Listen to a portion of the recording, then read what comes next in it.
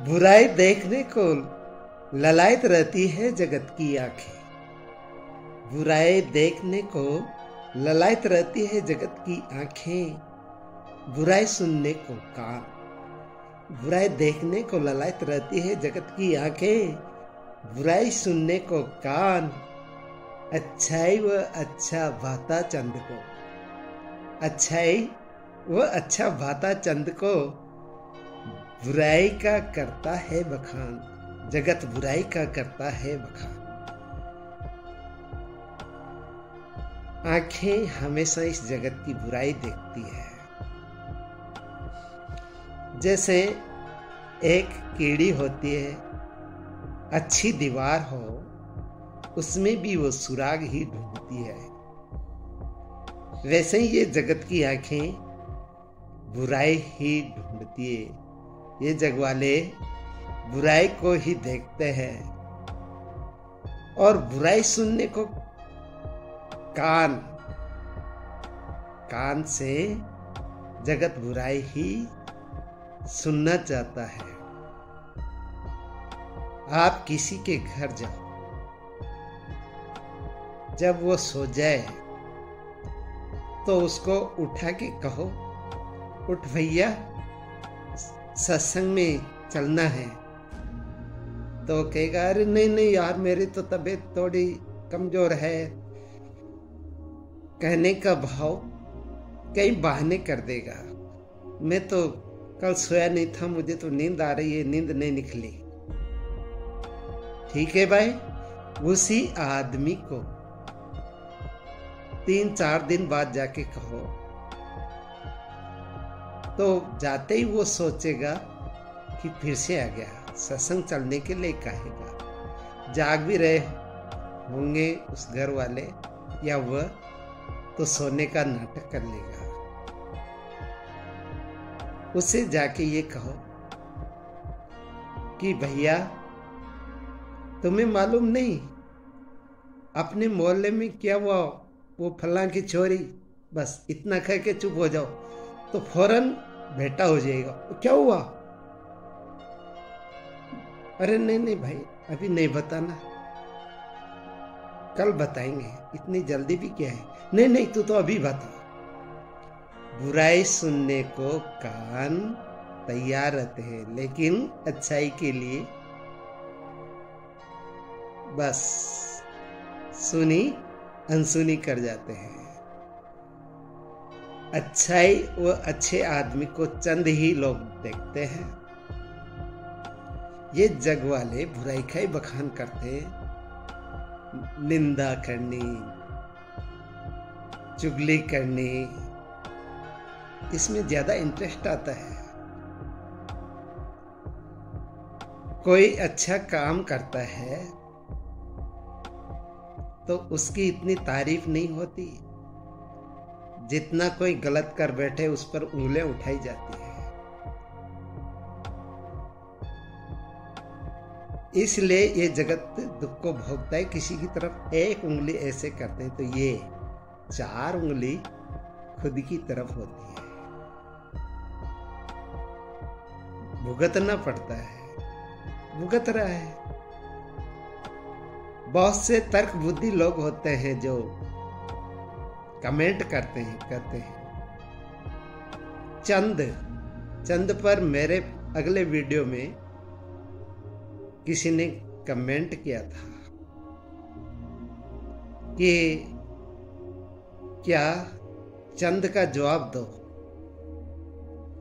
तो मैंने उसको जवाब दिया था, सब वन तो चंदन नहीं, सूरा के दल नाई, सब समुद्र मोती नहीं, यूं साधु जगमाए।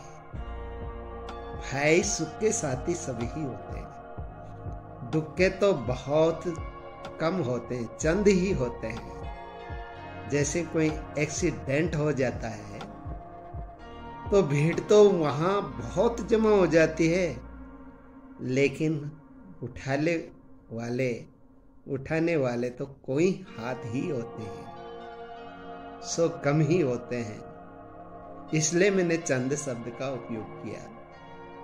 कि चंद ही साथी होते हैं, बाकी तो तमाशबीन होते हैं, तमाशा देखने वाले होते हैं। तो इसी श्लोक पर जो मैंने बनाया है उस पे कई तर्क बुद्धि वाले अपनी कमी को छिपाने के लिए तर्क भी कर देंगे और हो सकता है कमेंट भी कर दें। लेकिन अगर ऐसा होता कि सारा जगत अच्छाई देखने वाला होता, सारे कान अच्छाई सुनने वाले होते, सारी नजरें अच्छाई देखने वाली होती, तो जगत में कलह क्लेश नहीं होता, फिर कोई दुखिया भूखिया नहीं रहता, कोई भूखा नहीं सोता, कोई दुखिया नहीं रहता। कबीर जी के शब्दों से कबीर जी ने भी कहा है, रक्त छाड़ पे क्यों गहे, जूं रे गौ को बच, अवगुण छाड़ गुण ही गए, सारग्राही लच। ये चंद की बात आई है, चंद ही लोग होते हैं जो सारग्राही होते हैं।